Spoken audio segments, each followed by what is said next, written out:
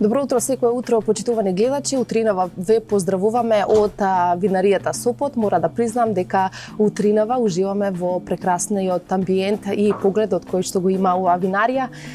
Ние утринава се упативме овде бидејќи денес се слави Свети Трифун и Свети Валентин, односно денот на виното и љубовта. Се верува дека денот на виното го слават по старите генерации, а денот на љубовта по младите, но јас не би се сложила со тоа, бидејќи сметам дека и по малите и по старите генерации ги слават овие два празници. Во оваа кратка репортажа која што ќе имате прилика да ја гледате во продолжение, ќе зборуваме за виното, како се произведува виното, колку потрошувачки има во нашата земја и се останато што е поврзано со производството на виното. Со мене овде е Христина Ангелковска, представник од винаријата Сопот. Таа всушност се грижи за целото производство на виното во оваа винарија. Добро утро, Христина. Добро, Јована. Овде, додека седевме, приметив дека во позадина имаме многу големо лозија. За колку хектари станува збор? Станува збор за 100 хектари лозов насад, од кои што дел е Шардоне, Ризлинг, Каберне Совиньон и Темјаник. Колку луѓе треба да се ангажираат за да се среди целото лозје? Се зависи на кој етап е обработката на лозјето, значи таа бројка се движи од 15 до 150 луѓе. Сите знаеме дека виното се произведува од грозјето, но која е целата процедура? Што се прави за да се стигне до ова што го има во чашата? Значи пред се е многу битно да имаме добра суровина, еден вид грозјето да ни биде со добар потенцијал, но додека да стигнеме до тоа, самото грозје преминува преку неколку етапи, кои што се кроење, врзување, после тоа имаме операции на зелено, кога се појавува лисната маса на грозјето, има дел заштита, обработка на почвата за да стигнеме во некаде август месец, за да имаме добар род.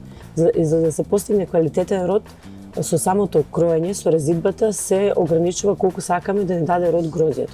Според македонските регулативи и светски, тоа е од декар да може да береме од 800 до 1200 килограми, за да имаме квалитетно вино на крајот.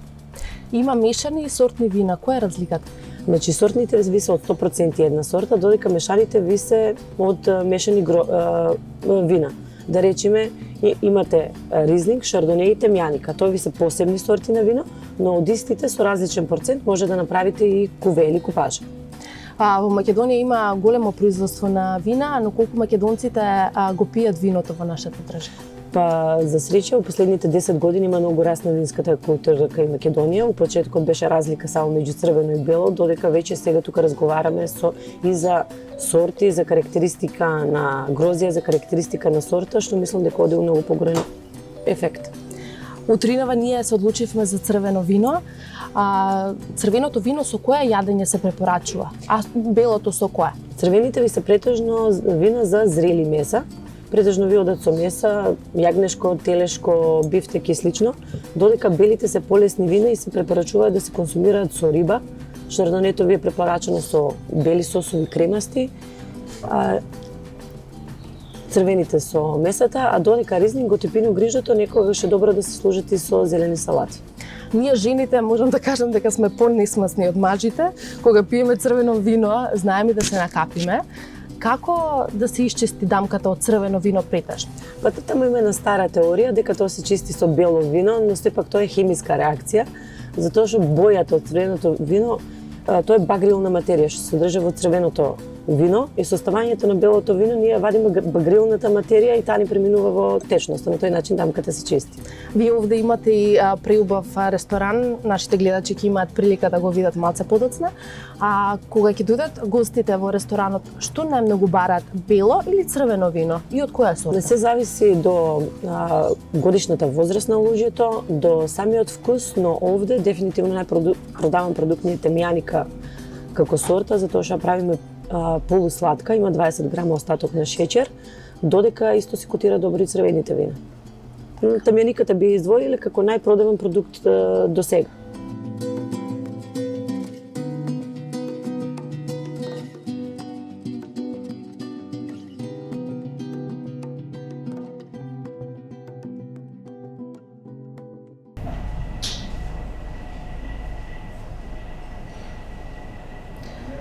Почитувани, во моментов сум во придружба на Сашо Атанасов. Тој е менаџерот кој што е задолжен за менаџирањето на целиот ресторан Сопот. Во продолжение ќе дегустираме вино и ќе дознаеме како правилно да се точи виното.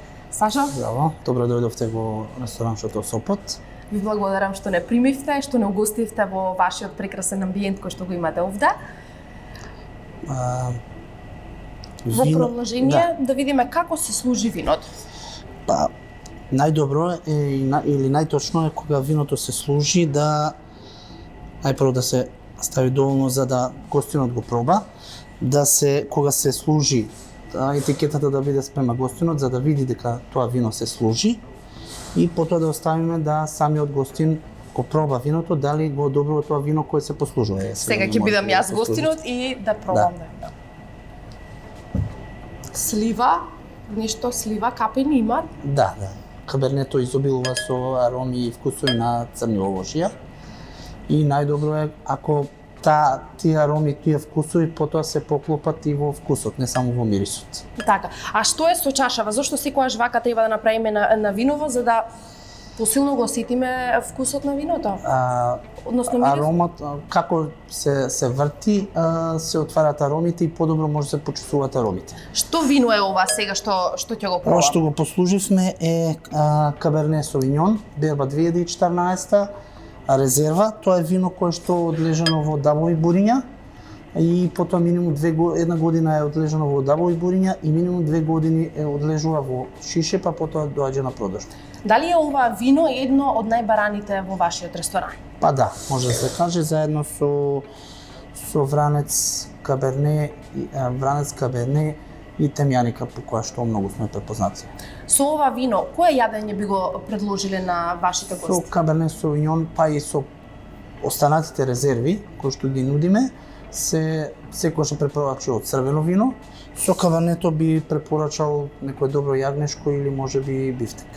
Дали гостите што доаѓаат во овој ресторан претежно сакаат да пијат црвено вино или бело? Па зависно од желбите на гостите и од сезоната, можеби е некаде 50-50, значи гости што предпочитаат бело и предпочитаат црвено, се уште желбата на гостите, се уште не сите гости имаат желба да пробат различни вина, односно во текот на целиот ручек или во целата посета можеби дегустираат само едно вино.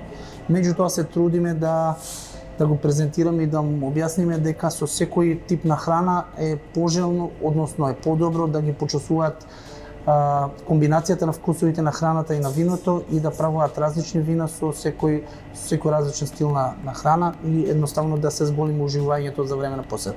Денес се слави денот на виното и љубовта. Претпоставувам дека вашиот ресторан е веќе пребукиран. Да.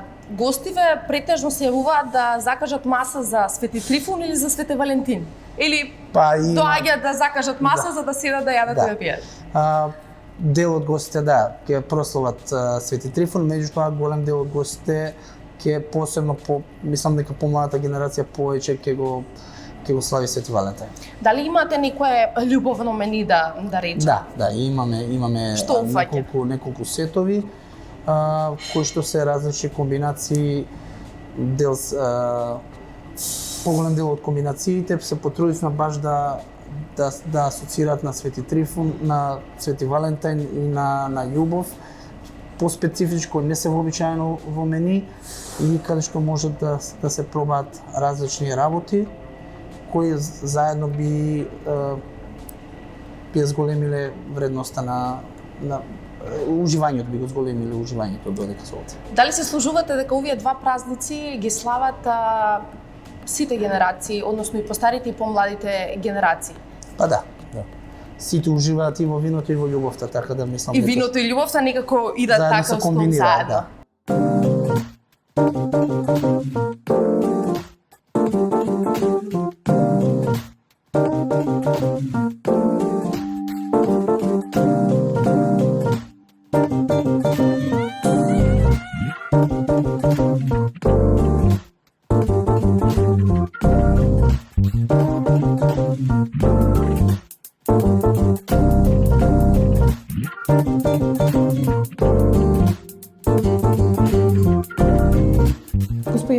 зашто служи оваа просторија во која што сме во моментов?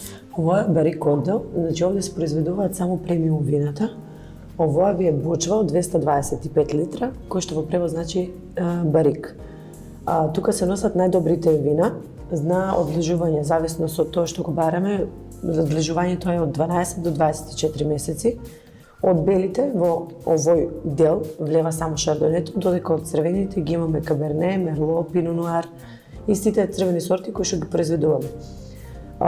Овде при самата ферментација, при самиот прием на грозје, одлучуваме кои вина може да додат како барик, затоа што не секое вино може да влезе во бочва. Целта на бочвата е да даде еден зачински ефект на виното, еден вид да ги чувствувате и аромите од самото грозје, но да се дополнети со аромите што идат од самата бочва. Затоа што бочвите внатре се обгорени и се делат на медиум, медиум плюс и лајт оустет. Што значи за шардонето користиме помалку препечена бочва, додека за црвените вина користиме од медиум до медиум плюс. Што се случува кога ќе се произведе виното? Го ставате во овие буриња и на друго место исто складирате? Да, значи целосниот процес почнува од берењето на грозје. Самата берба е во гајби, селектирана, значи ги одбираме само добрите гроздови, како што спомнав и претходно, суровината е најбитна за да се направи квалитетно вино. Веќе таму имаме одделување на производство на бело и на производство на црвено вино. Разликата е во тоа што за белото на ферментација ви оде само течноста. Значи, гроздето оде во мулјач со ронкач, оттаму се става во преса, што на одредени бари за да се добие квалитет. Значи го користиме само токот, еден вид тоа што тече само од пресата и до 0,2 бари. И самата течност оде на ферментација. Додека кај црвеното не користиме преса, туку самото гроздје, само ги одделуваме дршките преку мулјачот и ронкачот и веќе на танк за ферментација оде заедно со лушпите, затоа што сите танини и багрилна материја се содржат во лушпата. И заедно со лушпата стои околу 7 до 10 дена, тоа е проценка на енологот, зависи од здравината на гроздјето, какво вино сакаме да произведиме и после тоа се вади само течноста на доферментирање. Веќе таму правиме одлука кое вино мислиме дека има потенцијал да влезе во бочва, а кое доди да се продава како младо. Претежно го складирате во стаклени шишиња? Да, значи немаме наливна продажба, се е во 0,75 флаша. На колку степени Целзиусови се чува виното? Веќе флашираното вино треба да ви се чуи, тука моментално температурата се води како собна, тоа е околу 20 степени. И сите вина треба да се чуват на таа температура, затоа што има многу контракција на обем. Виното е многу чувствително на топло и на ладно.